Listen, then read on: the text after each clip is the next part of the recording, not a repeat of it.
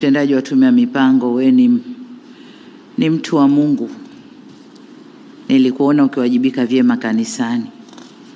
Na nilipokuona kule nikajiuliza nimemwona wapi huyu mtu? Kumbe nilishakuteua kwenye hii nafasi. Kwa hiyo nenda kasimame vyema. Kwa imani yangu ni kwamba unafaa na unatosha. Kutokana na kuwa umefanya kazi kwenye mashirika ya kibiashara na ya umma, una uzoefu wa kutosha. Nimekuwekea naibu katibu mtendaji mzuri. Mwenyewe namuita my giraffe. Nimemsacrifice, nimekuletea. Nyinyi wawili mnaweza kufanya kazi vizuri sana. Blandina ni mzoefu, ana uzoefu wa taasisi za nje, marepoa huko kwenye research za kiuchumi, lakini pia ana uzoefu aliopata ndani ya ofisi ya Rais. Miaka mingapi Blandina? 4. Ndani ya miaka 4. Sasa ameiva, anaweza kufanya kazi vizuri ya taifa kwenye nafasi hii ya naibu katibu mtendaji wa tume. Naomba mkashirikiane. Watanzania wana imani kubwa na tume hii. Na tume hii, na nyinyi mmeingia kwenye kipindi hiki muhimu ambako waziri anakuongozeni katika uandikaji wa dira yetu ya miaka 25 ijayo ya taifa hili. Waziri ameongoza vyema, dira iko hatua za mwisho, utekelezaji utawategemea nyinyi. Kwa hiyo naomba muende mkasimame vizuri. Ni kipindi hiki kizito na kigumu ambacho mmeingia, lakini imani yangu kwamba mnaweza mkafanya vizuri. Lakini vile vile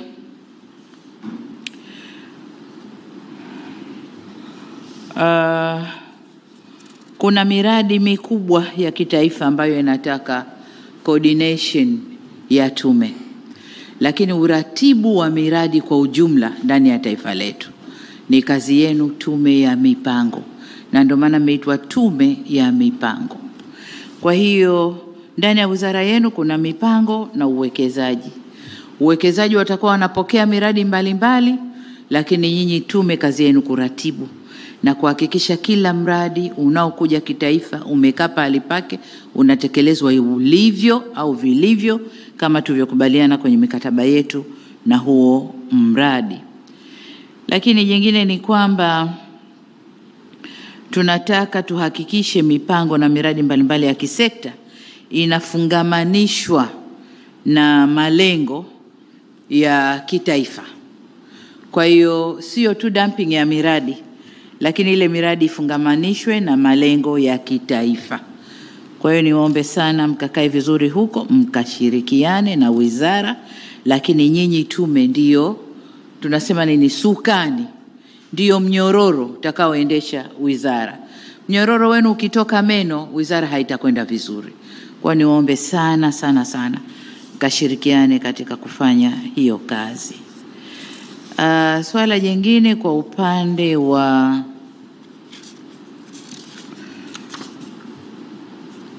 Dr. Blandina alisha kuzungumza, na ni imani yangu hutokwenda kumwangusha mama uko nako kwenda.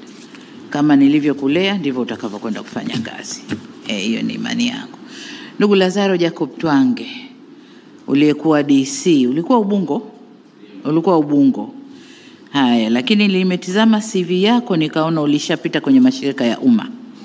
Na unajua mashirika ya umma yanavyoendeshwa. Nimekupeleka kwenye shirika ambalo ni security ya nchi yetu. Na hii ni baada ya mchujo mkubwa. Kuangalia loyalty, kuangalia uwajibikaji, experience na mambo yote. Umeibuka kwamba unaweza kushika shirika hili. Shirika hili kama nilivyokuambia ni security ya nchi, kwa sababu umeme ndani ya nchi yetu ndio kila kitu.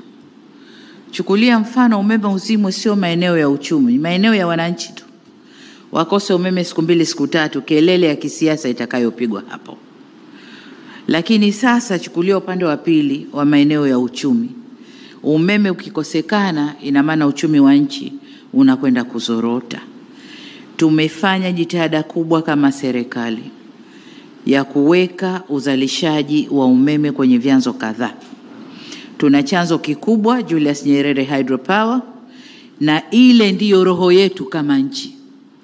Pamoja na kwamba 60% so far, tuseme imeshuka sasa baada ya Julius Nyerere kuzalisha, lakini huko nyuma ilikuwa 60%, sasa tuseme labda 40% ya umeme wote wa nchi hii unatokana na gesi.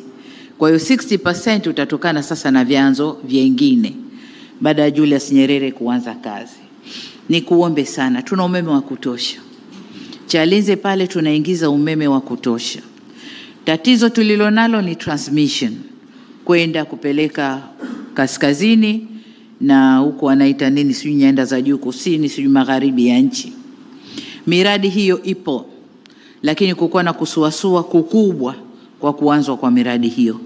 Kaangalie na uhakikishe transmission inafanyika, kupeleka umeme kutoka kwenye grid sehemu hizo. Kuna vyanzo vidogo vidogo vinavyotoa umeme maeneo kadhaa ya Tanzania, na yenyewe ukayatupie jicho vizuri. TANESCO kama nilivyosema ni security ya nchi yetu, na umeme ndio security ya nchi yetu. Lakini tuna ongezeko la uwekezaji ndani ya nchi. Wote hawa viwanda vinataka umeme, na si tu kupata umeme lakini reliable. Wahakikishe saa zote umeme upo, wanazalisha wanavyotaka, kiwango wanachokitaka, ili waweze kufanya uzalishaji na waweze kukuza uchumi wetu. Kwa hiyo una kazi kubwa ndugu yangu, lakini tunapokwenda mbele tunaangalia renewable sources of energy. Ni kazi ya wizara kisera, lakini ni kazi yako katika utekelezaji. Kwa hiyo other renewable sources of energy, mara nyingi sijui tunaita nishati jadidifu. Tunashughulika na sola, jua, upepo na mambo mengine. Lakini ndani ya nchi yetu Mungu ametubariki uranium. Kwa muda mrefu sana tuliaminishwa kwamba kutengeneza umeme wa uranium ni hatari. Lakini nchi zinazoendelea wanatumia, na ndio source kubwa ya umeme wao. Sisi tuna raw material hapa ndani, wanatuambia hatari, ili wachote wapeleke kwao wakatengeneze umeme kwao.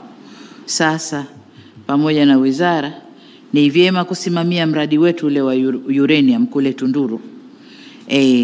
Kwamba sasa wale wawekezaji waanze kazi na tufaidike na rasilimali ile nchini, na kama wanataka kuchukua nje wachukue, lakini kwanza tufaidike ndani ya nchi. Tunategemea kuna matani mengi tu. Estimate za sasa hivi kama tani 58,500 za uranium zimelala pale.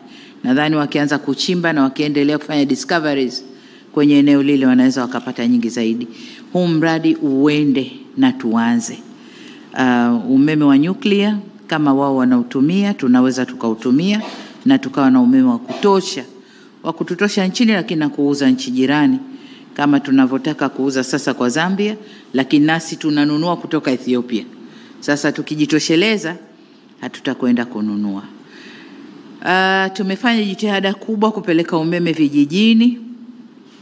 Ilani ilituambia by 2025 vijiji vyote viwe vimepata, na sasa vijiji vyote 12,318 vina umeme. Tunakwenda kwenye vitongoji. 52% ya vitongoji vyetu Tanzania, vitongoji 33,657 already vina umeme, na kazi inaendelea. Sasa hivi kuna 20,000 vitongoji. Kuna mtu are hapa? Hayupo. 20,000 vitongoji, kazi inaendelea. Kwa hiyo tukimaliza huko tutakuwa kama tunakaribia lile lengo tulilowekewa. Hiyo ni kazi yenu, tunaomba mkatusaidie.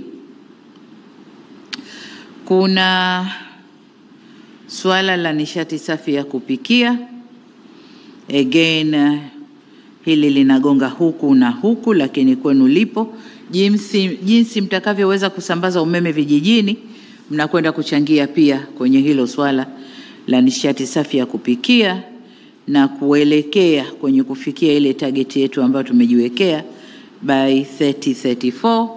Tumesema 80% ya Watanzania wawe wana nishati safi ya kupikia, pamoja na umeme na vyanzo vingine vya nishati, gesi na mambo mengine. Kwa hiyo hilo ni jukumu lenu. Tuna ujenzi wa substations nyingi katika kuhakikisha kwamba umeme unapatikana uninterrupted, hauzimiki. naomba ukalisimamie. Kubwa zaidi ndani ya shirika lako, nenda kasafishe yale makando kando yaliyopo, walioko kwenye kutoa umeme, walioko kwenye billing system, waliopo kwenye mambo mengine. Nilimuona naibu waziri mkuu kaenda kazunguka, hakufurahishwa na aliyoyakuta katika maeneo mengine. Nenda kasimame uyafanyie kazi. Kubwa zaidi, kuna miradi mingi ndani ya shirika lile inavuta interest za watu wengi. Kasimame katikati, simamia miradi itekelezwe vizuri. Achana na interest za watu, simamia sheria, sera zako za shirika na miradi ilete faida kwa wananchi. Hilo ndio kubwa nalo litegemea kutoka kwako. Kwa upande wa Jaji Mgeta, Susan Mlawi hayupo. Lakini Jaji Mgeta upo, umeapa kuingia kwenye tume ya maadili. Huko nako kuna kazi na mkubwa wako yuko hapa. Kuna kazi. Sisi viongozi ni wanadamu, ni watu na wanadamu. Tuna miko tumewekewa. Ukitufanyia assessment leo, unaweza ukatukuta only 30% tunafuata kweli hiyo miko ya uongozi. Sasa mna kazi ya kutulea huko na kuangalia ujazaji tu form na kukuleteeni ile tunafanya sana, lakini matendo mengine yetu binafsi huko ni mambo mengine. Kwa hiyo naomba mkasimamie maadili kwenye utumishi wa umma. Tumeharibika leo hii. Mtumishi wa umma anakosa uzalendo, anakosa tuseme nini sijui, ile moyo, na kwamba mtumishi wa umma anathubutu kuchukua siri kwenye mafaili, akapiga picha kwenye simu yake na akasambaza kwenye, akijua kwamba anamkomoa rais, akijua kwamba sijui anamkomoa nani inline, lakini kumbe ni yeye amekosa maadili, ni yeye hawajibiki kwa taifa lake, uzalendo kwa taifa lake hakuna.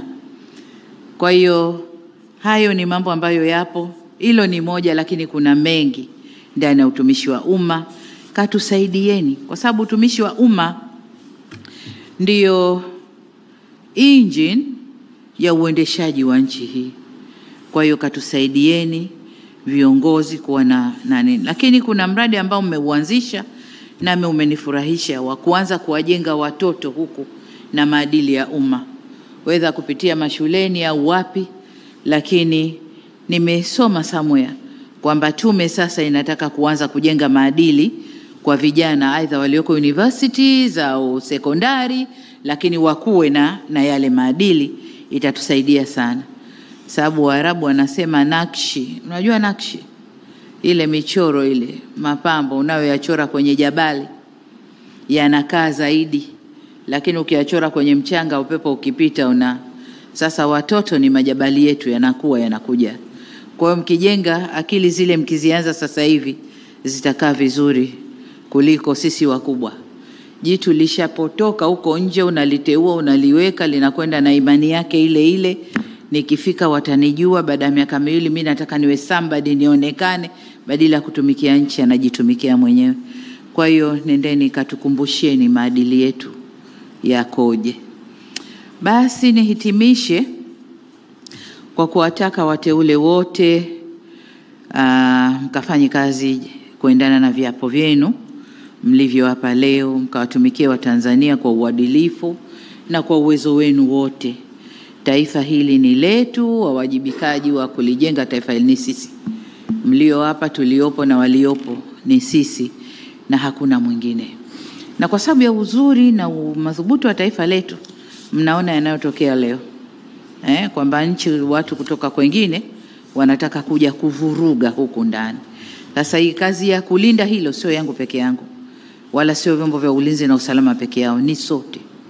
Ni sote, kwa sababu wakikosa huku watapita huko, kupita mawizara, mashirika yetu, nani watataka kuingia huko kuvuruga. Naomba mkalinde taifa lenu. Hii ndio rasilimali yetu tulioachiwa, hatuna nyingine. Nendeni kailindeni. Baada ya kusema hayo, niwashukuru sana sana sana na niwatakie kazi njema. Asanteni sana. Asante. Naomba, tunakushukuru sana Mheshimiwa Rais. Kwa heshima na taadhima, naomba Mheshimiwa Rais sasa uridhie kwa ajili ya kupata picha za kumbukumbu hapo nje mbele ya jengo. Asanteni sana. Naomba sasa viongozi tutangulie nje haraka haraka.